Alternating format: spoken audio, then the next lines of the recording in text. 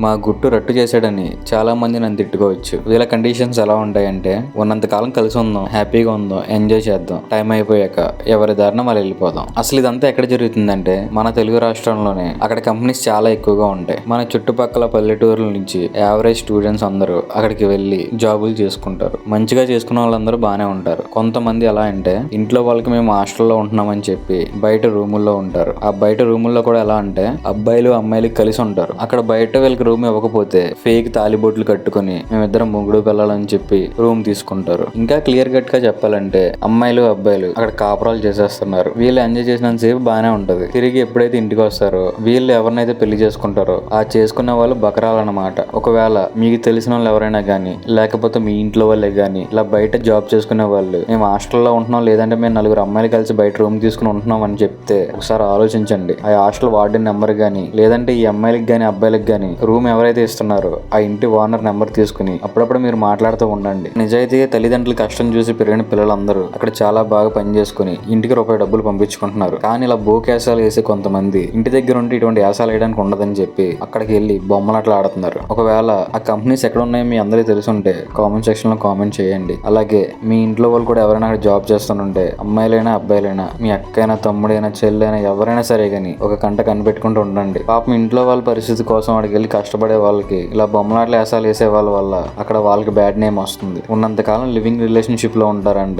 Time అయిపోయాక ఎవరి దారిని వాళ్ళు వెళ్ళిపోతారంట. అంటే ఈ అమ్మాయి గానీ అబ్బాయి గానీ పెళ్లి చేసుకునే వాళ్ళు ఎర్రిపప్పలా. ఇది నిజంగా మన తెలుగు రాష్ట్రాల్లో జరుగుతుంది. మన ఇంట్లో వాళ్ళని కొంచెం జాగ్రత్తగా కనిపెట్టుకోవడం మన బాధ్యత. ఒకసారి ఆలోచించండి. మంచిది.